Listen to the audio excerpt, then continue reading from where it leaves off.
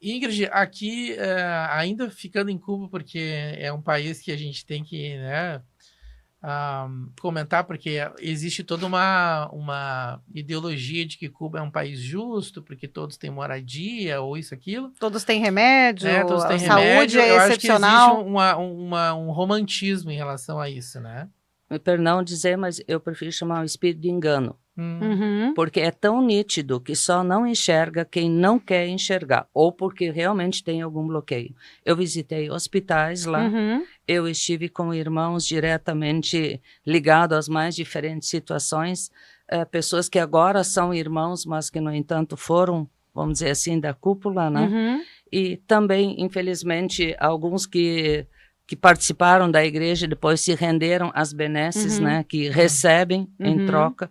E realmente há um engano tremendo, porque é absolutamente nítido, né, a diferença do que se diz e o que é a realidade. E o que é a realidade. Eu, na área como técnica, sim, como né, na área da saúde, hospitais, eu cheguei a aquelas discussões que eu só questionei, né? Você está falando de alguém que você ouviu falar. Que falou. Eu estive lá. Então, me perdoe, mas vamos parar aqui. Porque uma coisa é o que eu vi, o que me pediram para levar, porque não tinha material cirúrgico, as coisas mais diferentes, além das Bíblias, né? Então, entre o discurso e a realidade... É absolutamente diferente, noite e dia. Aqui no Brasil, a gente pode pregar o evangelho livremente, tem igreja em tudo que é esquina, se tu não gosta de uma igreja, tu vai para outra igreja, é uma outra maneira de enxergar a fé, né? Como é que o povo cubano lida com a sua igreja? Isso é algo assim, a comunhão que eles têm realmente é uma comunhão muito forte, porque cada culto, cada momento de oração, eles curtem o máximo, eles aproveitam o máximo, porque não sabem se vai ter um próximo. Vai ter outro. Pelos mais diferentes motivos, né? Então, é bem intenso. Eu sempre digo assim, nesses países também que eu vou falar, ninguém brinca de ser cristão. Ninguém brinca. Ou não tu vale é cristão, a pena. Eu sempre digo assim, tem dois reinos. Ou tu serve ao Senhor, ou tu serve a Satanás. Porque é um custo real, não é um custo assim imaginário, é um custo real de perder um emprego, de ser chamado, literalmente no momento, muitos jovens presos por se levantarem. Então, tem situações assim que não vale a pena brincar de igreja. Então, é muito intenso o ensino da palavra.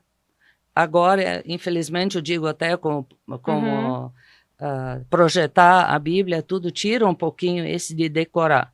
Mas nos congressos de mulheres que eu participava, as primeiras vezes eu fiquei impactada. Eu começava um versículo e a igreja inteira, como se diz, eles são cantava. Obrigados a decorar a Bíblia, porque eles não têm a Bíblia. Tinham. Eu estive em congregações que eram 100 e poucas, 200 pessoas com uma Bíblia. Nossa. Se revezavam para copiar textos, para decorar, para ler. E nós com paredes inteiras de Bíblia, né? Bíblia disso, Bíblia daquilo. Um exemplo muito nítido, quando 2 viúvas de pastores vieram a Porto Alegre, né, que a missão trouxe elas entraram na livraria evangélica e foi um escândalo, no bom sentido, porque elas olharam aquilo tudo e fizeram uma gritaria, né?